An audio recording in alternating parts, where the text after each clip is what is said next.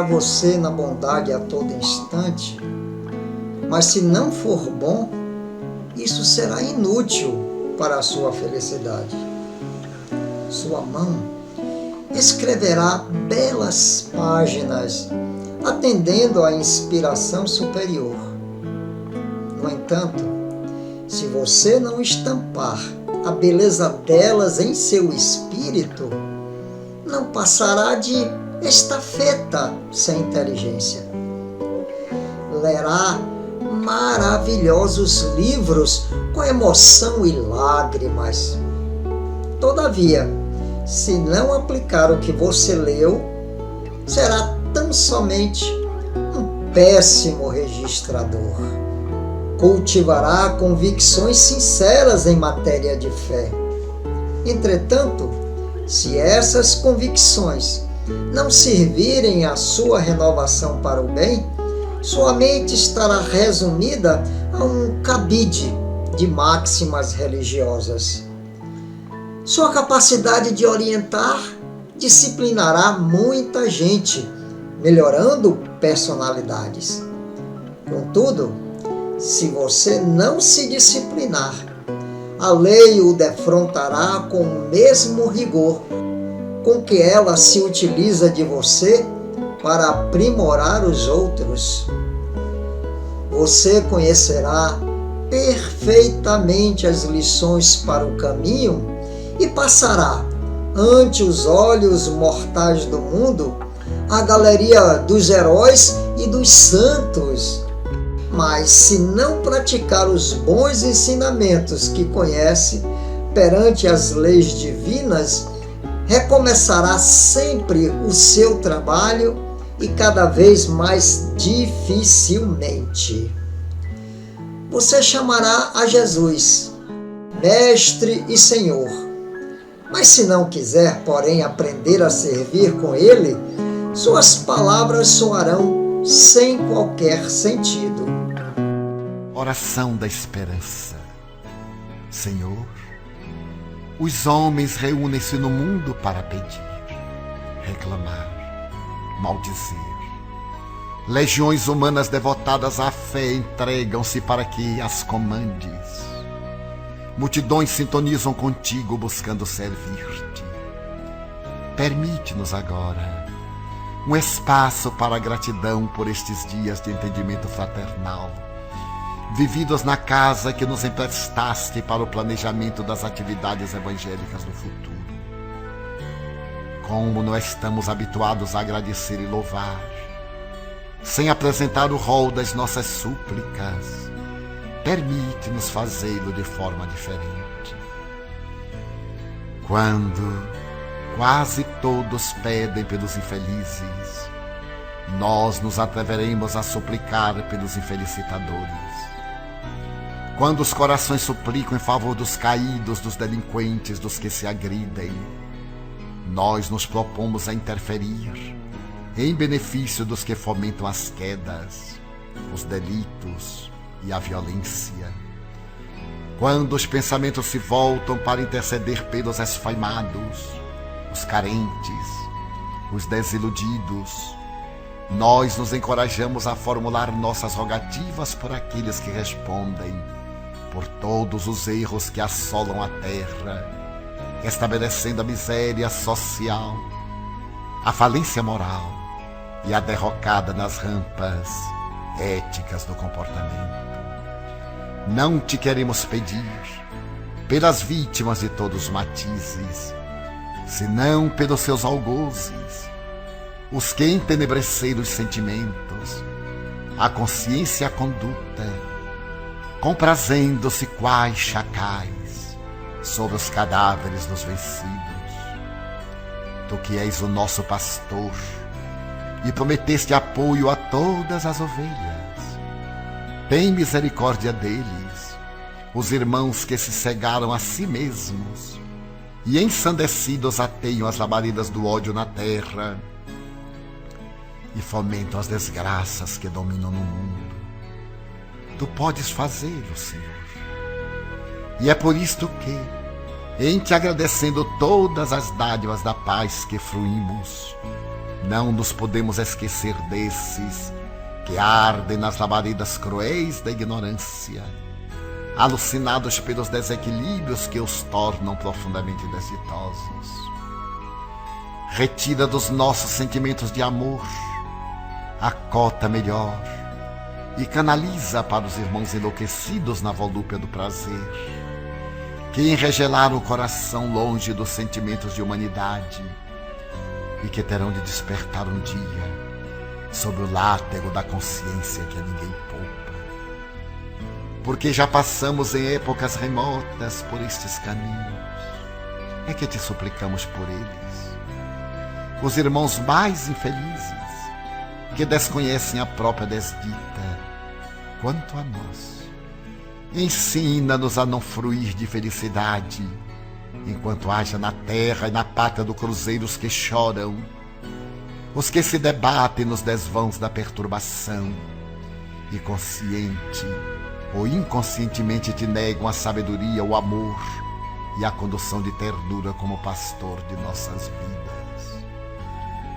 Quando os teus discípulos aqui reunidos encerramos esta etapa, damos-nos as mãos e emocionados repetimos como os mártires do passado: Ave Cristo. Em tuas mãos depositamos nossas vidas, para que delas faças o que te aprouver, sem nos consultar o que queremos, porque só tu sabes o que é de melhor para nós. Bezerra de Menezes.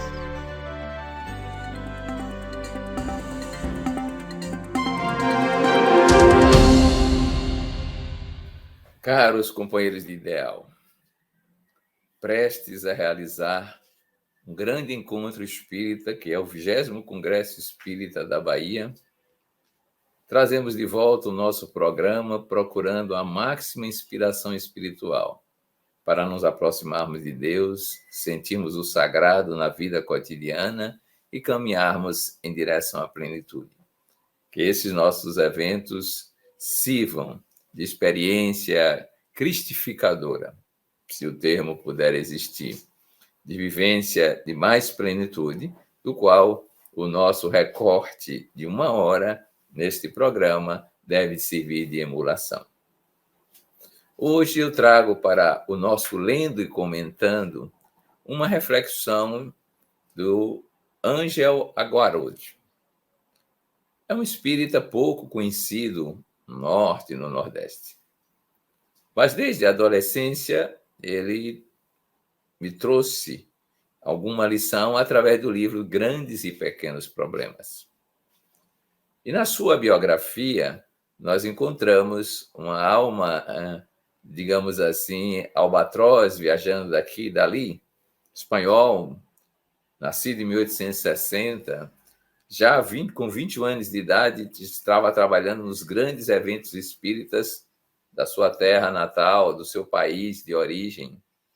Mas em 1905, portanto, já com uma certa idade, transferiu-se para a Argentina, viveu um pouco no Paraguai, no Uruguai e finalmente se fixou no Brasil, no Rio Grande do Sul, onde foi um dos líderes do movimento da unificação. E nessa liderança constituiu a presidência da Federação Espírita do Rio Grande do Sul, recém-fundada, com a sua participação. Pois bem, ele nos traz um dos problemas fundamentais da nossa existência no livro já citado: o problema de amar a Deus. Como seria isso? Como é que se daria esse processo, né? Ele então coloca que nós caminhamos da inconsciência para a consciência. A grande lei, muito bem estruturada também no livro de Gustavo Gelei, do ser subconsciente ou do inconsciente ao consciente. Aqui ele vai mostrar, usando uma linguagem de Leibniz, provavelmente, ou de outros filósofos, que a mônada, ou o princípio espiritual individualizado, como diríamos na nossa linguagem, ela caminha passo a passo para expressar o que ela já é, sempre foi, sempre será: uma criação amorosa de Deus. E como ele diz, nós somos da mesma natureza de Deus. Nós estamos, como outros autores afirmam, imersos nesse divino. E é por isso que não podemos nos afastar dele. E como é que se dá esse processo de amar a Deus progressivamente, evolutivamente? Procurando sempre o melhor. Ele então vai dizer que se nós olharmos, por exemplo, as plantas, vamos verificar que elas procuram o melhor, seja a água, seja a umidade, seja a luz solar, seja a adequação do calor. Isso é a procura de Deus. Porque tudo isso é feito da grande causa construtora de todo o universo. Ora, a causa, também dirá ele, está no seu próprio efeito. Ela se manifesta através dele. É como se uma fosse impulso e o outro vestimenta que aparece no comportamento de um modo geral. Então, essa construção progressiva da consciência, nos trâmites evolutivos, fará com que a gente perceba cada vez mais a nossa amorosidade em relação a Deus. Até, claro, como diz ele, chegarmos à plenitude e então não teremos mais nenhuma separatividade entre a consciência que nós somos e a consciência de Deus. Mas há de se perguntar, mas essas pessoas que não creem em Deus, ou essas outras que procuram sempre fazer aquilo que a sociedade chama de o mal, como é que poderiam amar a Deus? Ele vai dizer, inconscientemente estão amando a Deus. Mesmo quando elas fazem atos que são, de certa forma, destrutivos ou não se enquadram nas normas sociais, elas estão procurando o melhor. O melhor, ainda que de maneira, digamos, não adequada, de maneira torta, de maneira infeliz para os seus processos futuros, mas ainda assim estão procurando o melhor, porque estão procurando uma satisfação pessoal. E essa satisfação pessoal é, de certa maneira, o vínculo com o divino, porque essa busca da felicidade, então, é uma marca da presença de Deus em nossas vidas. Isso me faz recordar uma frase que me pareceu estranha numa das obras do espírito André Luiz, quando ele dizia que o impulso que leva o santo, o místico, para a oração e o êxtase é o mesmo que leva o homicida a matar. Pareceu-me chocante, mas lendo a obra de Aguaroldi e refletindo mais detalhadamente, vamos verificar que um enxerga aquilo que é mais evoluído, o outro enxerga a sua satisfação, o seu prazer, a sua autorrealização na destruição de algo que lhe parece impeditivo para a sua vivência plena. Lá no íntimo, mesmo aqueles que estão desviantes possuem essa amorosidade, que podem se expressar limitadamente, pode se expressar inadequadamente, mas ainda assim é a busca de Deus. Pense nisso. Do inconsciente ao consciente, a busca de Deus é eterna, contínua, persistente, mesmo quando aparentemente ele está fora da nossa consciência de vigília, fora dos nossos interesses imediatos, porque, afinal de contas, estamos mergulhados em Deus.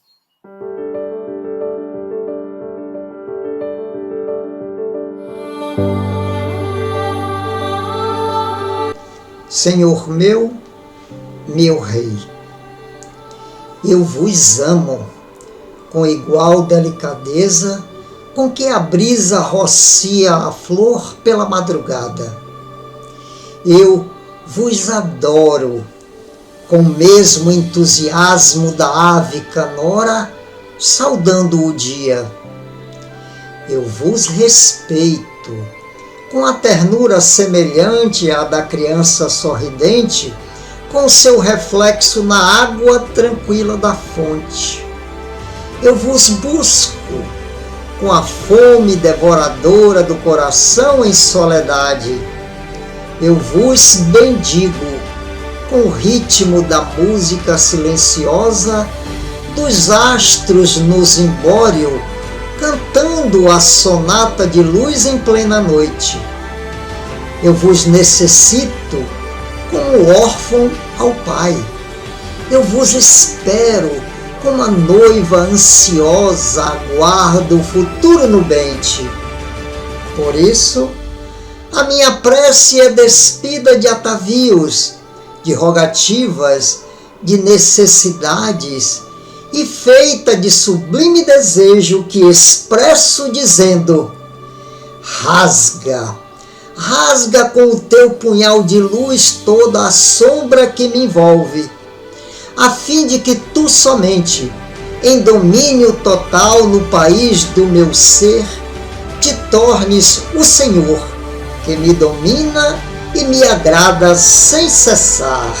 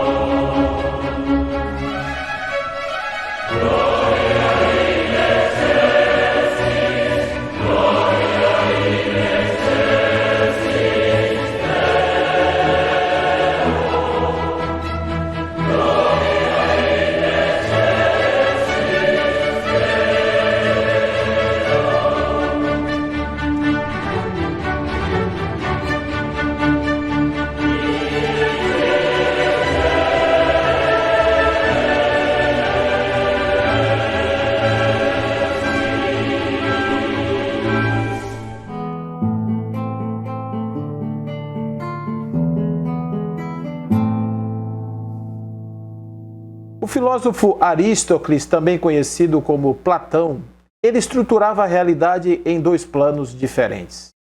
Um plano da realidade sensível, material, e um plano das ideias. Esses dois planos coexistiam, sendo o plano da realidade uma imitação imperfeita do plano das ideias, do plano perfeito, das coisas perfeitas. E o que seria a arte para Platão? A arte seria a imitação da imitação. Seria uma espécie de enganação, uma espécie de simulacro, assim chamava Platão. Simulacro de uma realidade imperfeita. E os artistas, na sua classificação social, na sua classificação a depender da sua proficiência, eles poderiam ser classificados como de alto valor, se tivessem menos trabalhos físicos, realizando menos trabalhos físicos, se fossem aqueles apenas que ficavam nas suas conjecturas, nas suas ideias, trabalhando na sublimação da sua expressividade através da arte. O espírito Emmanuel, ele vai ter uma visão um pouco diferente. Ele vai dizer que os artistas, eles têm algumas faculdades que fazem a distinção entre o artista comum e o gênio. O gênio é aquele que, por ter já vivido várias vidas, ele de certa maneira tem a sensibilidade de acessar no seu plano mental, no seu acervo cognitivo, as suas heranças palingenésicas, as suas heranças de coisas vividas em outras vidas, em outras realidades, onde ele teve a oportunidade de ter aqueles vislumbres que são representados na sua arte. Mas também não fica somente nisso. Por ser um médium do universo, os artistas especiais, esses que são os mais sensíveis, eles poderiam também reproduzir outras formas que seriam as realidades, a história da própria humanidade, que estaria ali disponível para eles e na expressão da sua arte. Portanto, a diferença de visão entre Emmanuel e Platão, fazendo aqui apenas uma comparação, é que Emmanuel traz o artista de uma forma um pouco mais sublimada. Não é uma coisa mais operacional, não é um simples operário da arte, mas ele é alguém que constrói uma visão a partir da sua própria visão íntima. E por isso ele tem algumas características que são peculiares aos artistas. Uma das características mais importantes é a questão da sua desvinculação aos padrões. O artista que está submetido às influências desse seu mundo íntimo, desse seu mundo sensível, ele não pode ser engessado pelo mundo real, pelo mundo material. Portanto, ele é um homem mais indisciplinado. E se não estiver imbuído de uma boa moral, ele pode perder-se pelo caminho em função justamente dessa sua disrupção com as regras sociais, com os mandatos do mundo. Outra característica também que esses homens têm é a sua capacidade de verdadeiramente perseguirem o seu ideal técnico.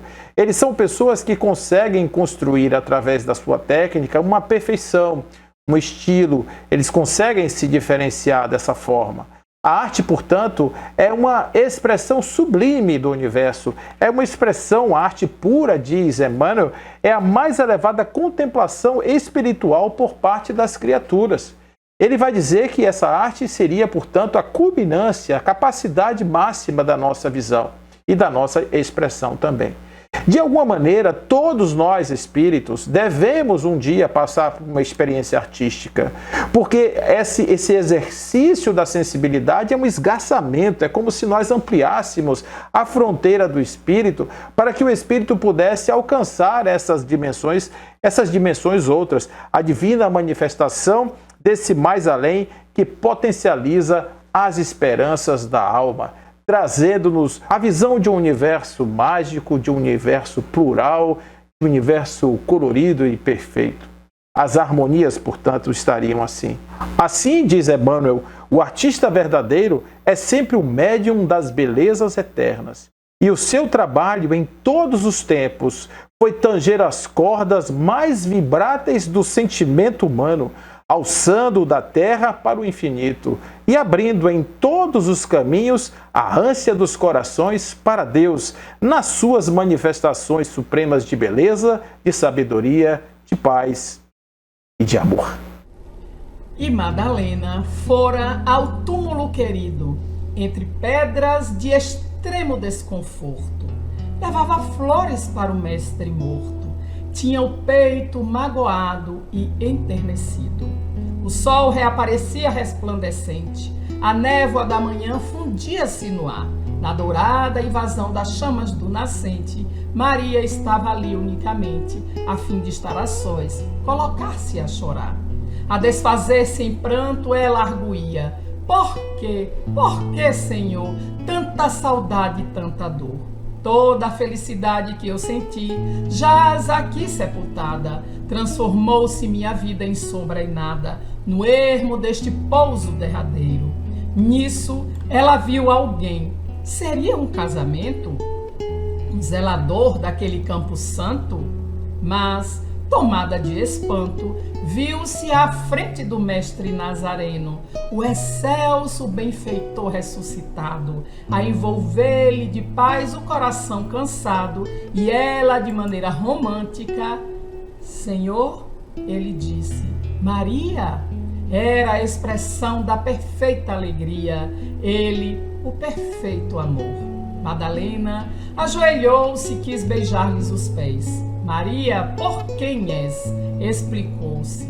Não me toques, porquanto não te esperava aqui neste recanto, e ainda não fui ao Pai revestir-me de luz. Maria, abordada, indagou em seguida: Senhor, onde estiveste?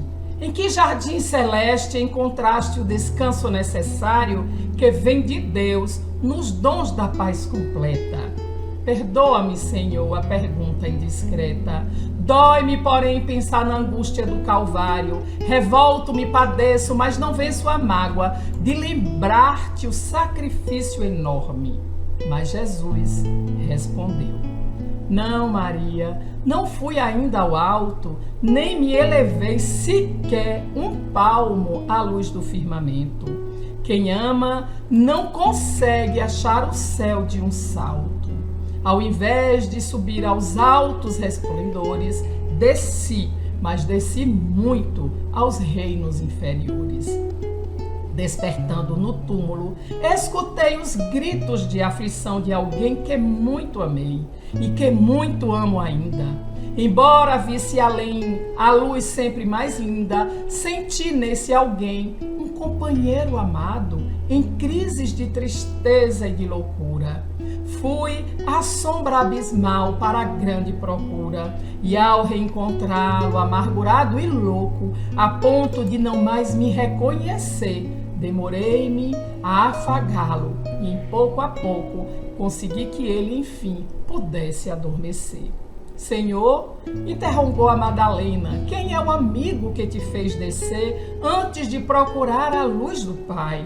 Mas Jesus respondeu em voz clara e serena: Maria, um amigo não esquece a dor do outro amigo que cai. Antes de me alterar a celeste alegria, ao sol do mesmo amor a Deus, em que te enlevas, vale-me após a cruz das grandes horas mudas, e desci para as trevas, a fim de aliviar a imensa dor de Judas.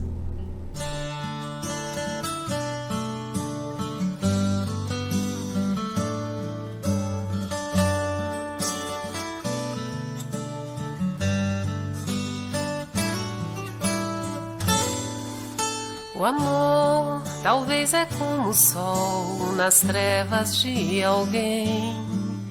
O amor é dar abrigo se a tempestade vem. E quando tudo é escuro e a vida é solidão, o amor é que ilumina o coração. O amor talvez é a janela que a luz do sol nos traz, nos convida a olhar por ela e mostra muito mais. E mesmo a quem não queira ver o sol com sua luz, o amor suavemente ao sol conduz. O amor, quem sabe, é como flor, talvez o mal me quer. Pra qualquer um é gozo, é dor, é um jeito de querer. Tem gente que até mesmo diz que amou e é infeliz. E existe até quem se cansou e nunca mais tentou. O amor talvez se faça de conflitos e paixões, ou das cinzas que eram palhas, resquícios, ilusões.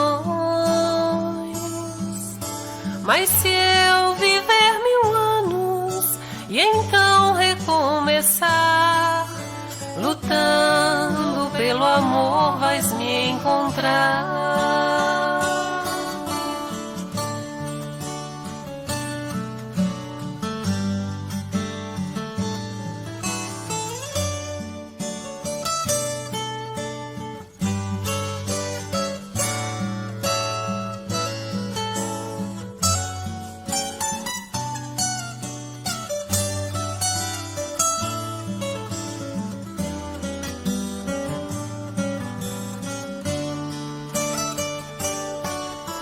O amor talvez se faça de conflitos e paixões, ou das cinzas que eram palhas, resquícios, ilusões.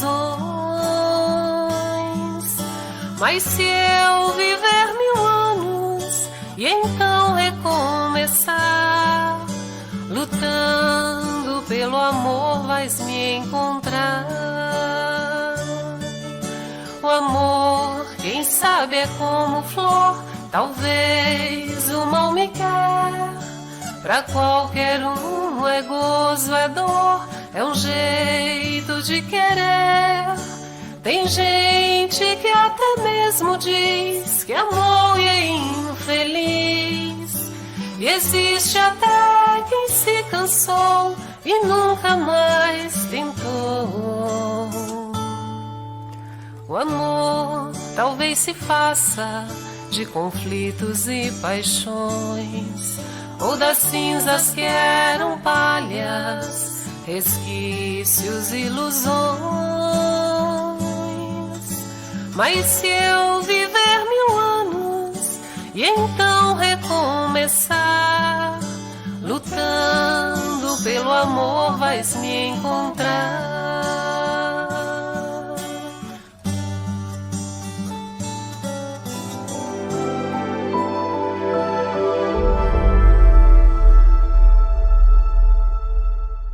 Quando estamos diante do Evangelho, das palavras de Jesus, muitas vezes nos vem aquela sensação de que nós já alcançamos algum patamar interessante, que já estamos engajados, que já compreendemos positivamente tudo aquilo que Jesus nos traz como necessidade ou demanda das nossas transformações, do nosso engajamento, do trabalho, da transformação pessoal, social, da família, enfim. E talvez precisemos pensar um pouco mais para enriquecer esse raciocínio através de um entendimento ampliado daquilo que é o verdadeiro trabalho da seara do Cristo. O Espírito Amélia Rodrigues vai dizer no livro Primícias do Reino, em um capítulo intitulado Embaixadores da Esperança, ela vai falar de um encontro que aconteceu em Betabara.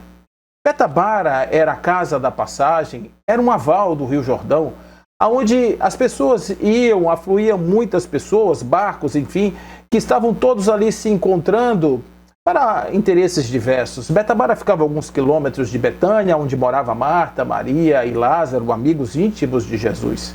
O ar era de uma espécie de alegria, inspirava momentos interessantes naquele mês de outubro, mas também trazia uma certa tristeza. As notícias que chegavam era de que João, aquele que houvera batizado Jesus 2 anos antes, teria perdido a cabeça na fortaleza de Masqueros por ordem de Herodes Antipa. Então, ao mesmo tempo que era esfuziante a alegria, era imensa a tristeza. Jesus aproveitava para regimentar alguns que iriam continuar o seu trabalho, iriam fazer a sua senda prosperar, e também dar alguns conselhos, algumas advertências àqueles que eram os seus discípulos diletos, aquelas pessoas mais próximas, que já estavam caminhando com ele. E ele dizia assim: a ceifa é grande, mas são poucos os ceifeiros. Peçamos ao Senhor das propriedades, que nos forneçam os trabalhadores para fazermos então o trabalho prosperar. E isso era algo que ele sentia, afinal de contas, não eram quaisquer pessoas que poderiam fazer aquele trabalho. Não era somente os seres humanos que estavam acompanhando ele. Precisavam de pessoas que já estivessem com as qualificações, com os devidos estágios propícios para as transformações que seriam observadas a posteriori. E é por esse motivo que Jesus estava ali agora com o cuidado de orientar os seus discípulos, dizendo coisas interessantes para que ele pudesse, de certa forma, cumprir a sua tarefa. Todos aqueles deveriam estar alinhados. E ele dizia: quando fores aos lugares, quando estiverem nas cidades, entrem nas casas dizendo: Deus está contigo, que o reino dos céus é chegado. Tragam mensagens de esperança. Se as pessoas quiserem acolhê-los, que os acolham. Afinal de contas, o salário é algo merecido pelo trabalhador. Aqueles que não quiserem, continuem sua estrada, deixe-os para a sua própria ignorância, continuem sendo mensageiros da verdade, sejam prudentes como as serpentes e mansos como as pombas. Caminhem pelas estradas, não levem absolutamente nada de ouro nem prata, caminhem somente com os seus pequenos alforjes, leve apenas uma túnica, um cinto amarrado na cintura, as suas alparcas nos pés, e não levem nada que possa impressionar, sejam apenas aqueles que sirvam e vivam da mensagem que vocês serão condutores. E assim, os discípulos observavam Jesus e diziam: mas nós já curamos pessoas, nós já expulsamos os demônios, já fizemos parte daquilo que tu nos ensinaste. E Jesus disse: de fato, fizeste muito bem, expulsaste os demônios, mas muito mais do que fazer isso, procurem saber se o vosso nome já está escrito nos céus. Isso é uma responsabilidade adicional, porque afinal de contas, esses discípulos que eram trabalhadores, que já sabiam ou achavam que já estavam conquistando plenos lugares no reino celestial, para eles era uma advertência importante, porque não basta fazer simplesmente esses trabalhos, é preciso que esses trabalhos ecoem no mundo íntimo da pessoa, é preciso que nós tenhamos a possibilidade de nos transformarmos para sermos mensageiros da esperança, porque afinal de contas, nós que éramos os antigos seres, fomos transformados pela mensagem que agora alvissareiramente está sendo apresentada aos que querem se transformar.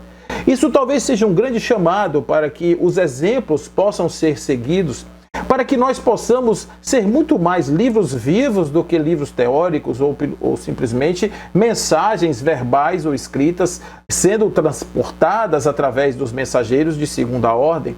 Nós precisamos, talvez, atendendo aqui às orientações que Amélia nos traz, pegando os trechos da mensagem de Jesus, nós talvez precisemos compreender verdadeiramente qual é o nosso trabalho, abraçar esse trabalho de uma maneira tal que ele se torne para nós algo muito fundamental no nosso mundo íntimo, sermos embaixadores da esperança, sermos aqueles que vamos disseminar as sementes do Consolador em todos os lugares. Precisamos primeiro nos convencermos de que nós somos mensageiros de uma mensagem que primeiro deve nos transformar para que nós sejamos aqueles que exalam a luz da sua própria transformação. E assim, é dessa forma que o Evangelho vai transformar a humanidade, convencendo as pessoas não a serem seguidores fiéis de ditames ou de ordens de comportamento, mas nos inspirando a fazer essa grande transformação dos seres mudos no silêncio da ignorância para os seres plenos da sua eterna luz. Ide e pregai, Cruz e Souza. Vós que tendes as rosas da bonança, enlaçadas na fé mais doce e pura, ide e pregai, na noite da amargura, o evangelho do amor e da esperança. Toda a luz da verdade que se alcança é um reduto de paz firme e segura. Dai dessa paz a toda criatura sobre a qual a vossa vida já descansa. Espalhai os clarões da vossa crença na pedregosa estrada dessa imensa turba de irmãos famintos, torturados. Conduze a mensagem luminosa da caridade lúcida e piedosa, redentora de todos os pecados.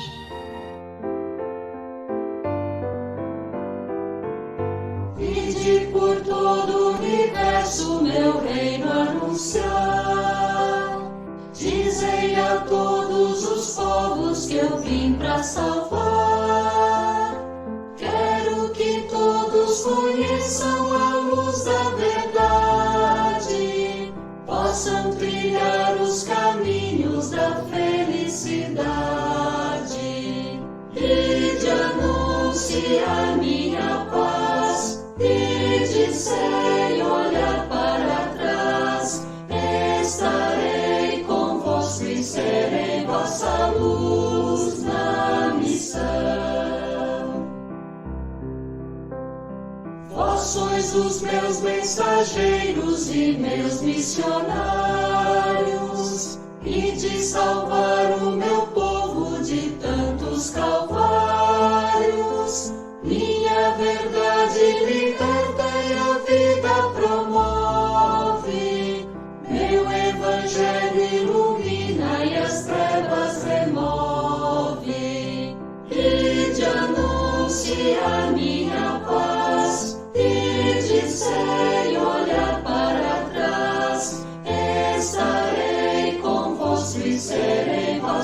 luz na missão.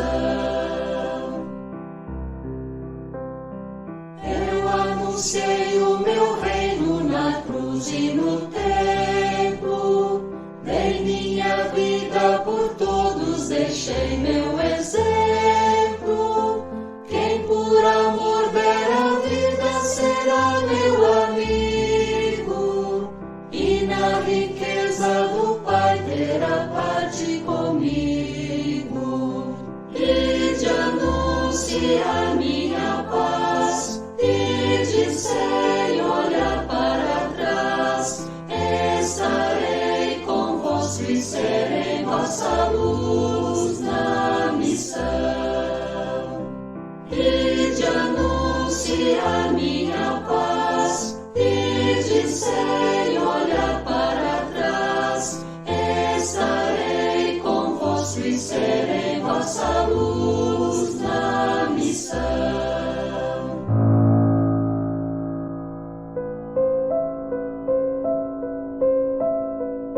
Estamos em plena seara de luz. As sementes na Era Nova estão sendo colocadas no abençoado solo dos corações. Certamente, ainda não encontram as condições necessárias para germinar e produzir 1000 por uma, qual a recomendação evangélica. No entanto, no momento próprio reverdecerão a terra, ensejando a visão feliz do mundo melhor. Trabalhadores, que aguardamos uma sociedade justa e equânime, ainda defrontamos problemas, ainda tentando impedir-nos o avanço. Não desanimemos, porém, porquanto a construção de uma nova sociedade exige sacrifício e tempo. O Senhor, pacientemente, vem aguardando por nós. E agora, quando nós resolvemos servi-lo, é natural que, localizados na indigência moral e revestidos na inferioridade que nos caracteriza, ainda não tentamos as condições de produzir o melhor. Não obstante, já logramos iniciar o trabalho no bem que a doutrina espírita nos enseja nas abençoadas terras de Albion. Obreiros do mundo maior, que nos antecederam na incementação da Era Nova, inspiram-nos, socorrem-nos e estão dispostos a ajudar-nos. Perseverem, portanto, fiéis a Jesus e a Allan Kardec, na certeza de que lograrão as metas que perseguem, embora no momento pareçam muito distantes. Nós outros, seus amigos espirituais, que transitamos por caminhos semelhantes ontem, aqui estamos ao lado de todos vocês, contribuindo com as migalhas de amor e as cotas de luz, para que o êxito seja a coroa colocada nas suas cabeças ao termo da jornada, rogando a Jesus, o companheiro de todas as horas, que nos abençoe, o amigo paternal de sempre, Bezerra de Menezes.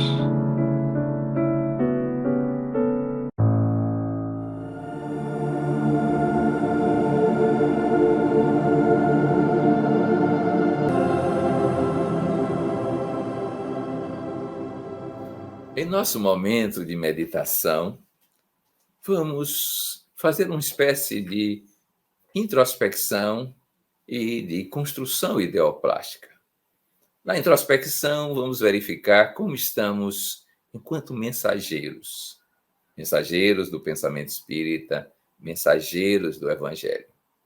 Na nossa construção ideoplástica, vamos criar um sonho, uma aspiração, ligada ao nosso evento, o 20º Congresso Espírita da Bahia. Mesmo que você não esteja na época no Fiesta, você pode ser um participante pela meditação, pela visualização criativa, essa construção ideoplástica que eu estou mencionando nesse momento. Então, comecemos a nos preparar. E essa preparação, já estamos acostumados, é uma espécie de olhar para si pela respiração, aquietar-se nela, sentir o fluido vital, a emanação que vem da natureza através do ar, inspirando, expirando, tranquilamente. Inspirando, expirando, tranquilamente. Talvez com um pouco mais de profundidade.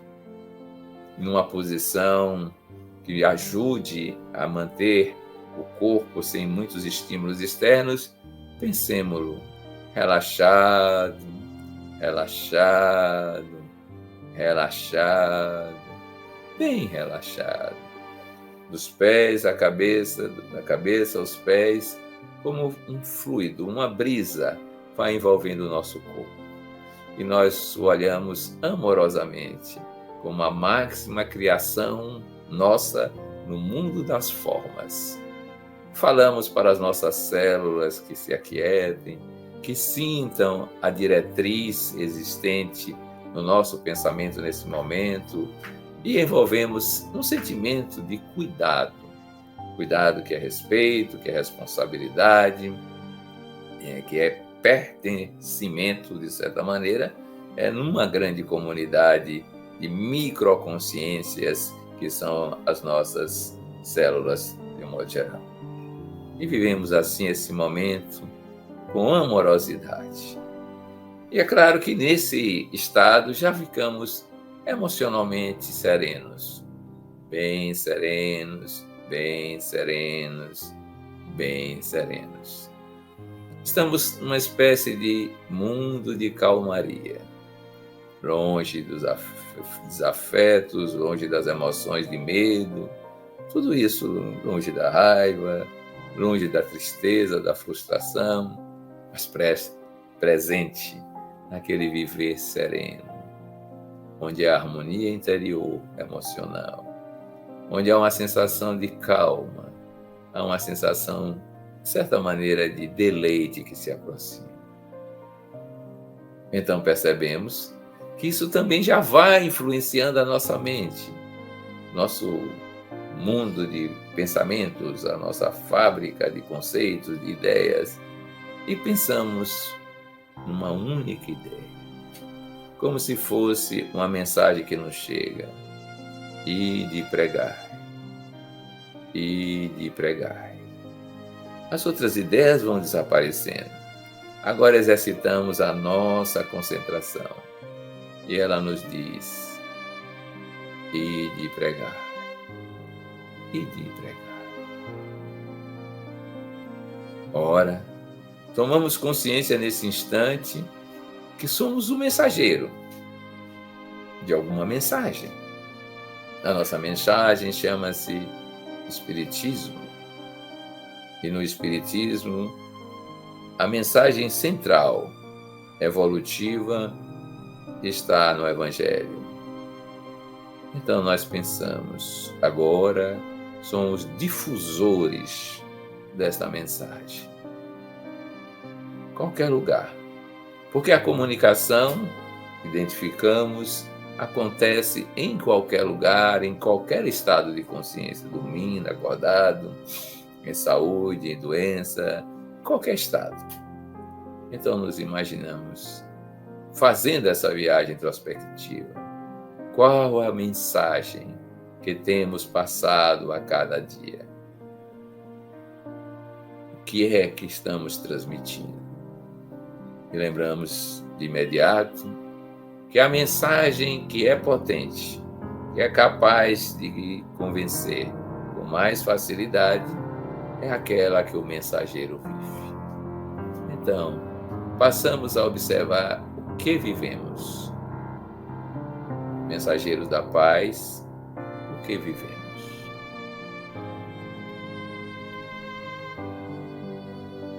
Mensageiros do perdão ou da inofensibilidade, o que vivemos.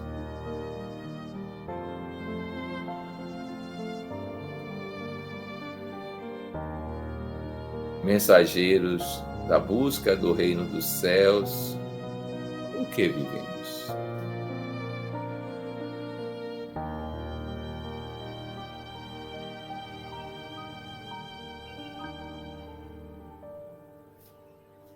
Mensageiros das bem-aventuranças do Sermão da Montanha, o que vivemos.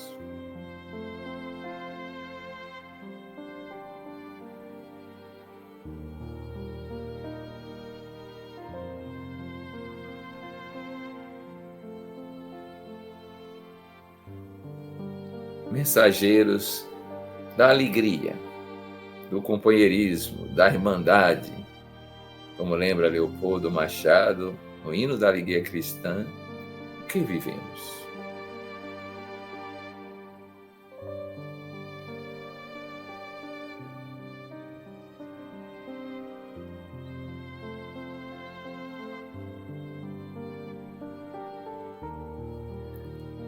E é claro, o que poderemos vir a ser nessa dinâmica evolutiva de autoeducação em todas as situações em que estamos nos comunicando, sendo o mensageiro e a mensagem. Como será o nosso vir a ser? O que aspiramos, o que sonhamos, o que pretendemos trazer para o mundo como uma experiência vivida?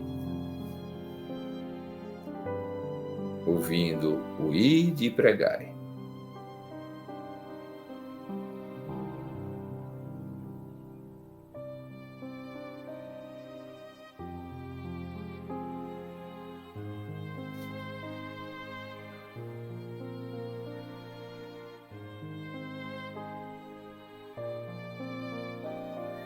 Nesse estado de reflexão, de sonho, de aspiração, então imaginemos que transpomos a barreira do tempo e estamos no dia 2 de novembro.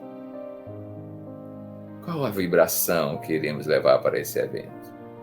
E ainda que não estejamos presentes fisicamente, nessa data, poderemos estar presentes pelas ligações virtuais, pelas conexões da informática, ou mesmo pela ideoplastia que vamos criando. O salão, a mensagem chegando, e nós, aparentemente quietos, ou pelo menos sentados, aparentemente passivos, somos ativos na criação da psicosfera, para receber o tesouro dos espíritas, que é o próprio espiritismo.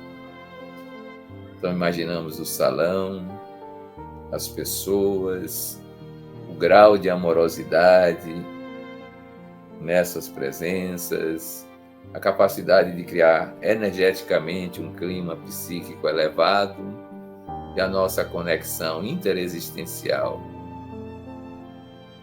com os amigos espirituais que participam da árdua tarefa de nos levar da inconsciência para a consciência, nesse processo educativo até a plenitude. Vivemos esse momento, ouvimos palestras, palavras, músicas, poemas, vemos imagens, E vamos nos deixando embalar pelo grande sonho de criarmos uma civilização baseada no paradigma do Espírito. Espírito que é divina criação amorosa.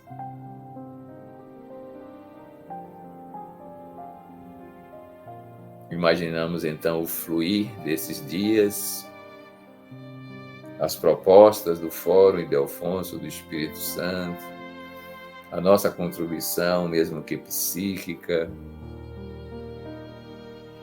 a vivência de conceitos básicos do Espiritismo, reflexões mais profundas, até alcançarmos a plenitude do nosso possível aprendizagem em termos de sabedoria e amor.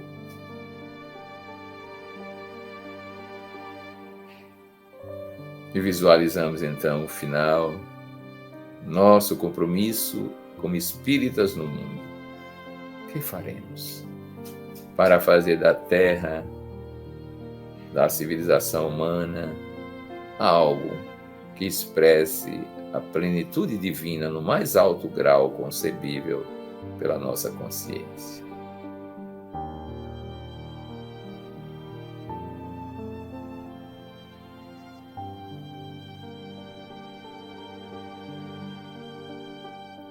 E então, nesse estado de sonho, de aspiração, de construção criativa através da mente, vamos nos despedindo desse momento de meditação.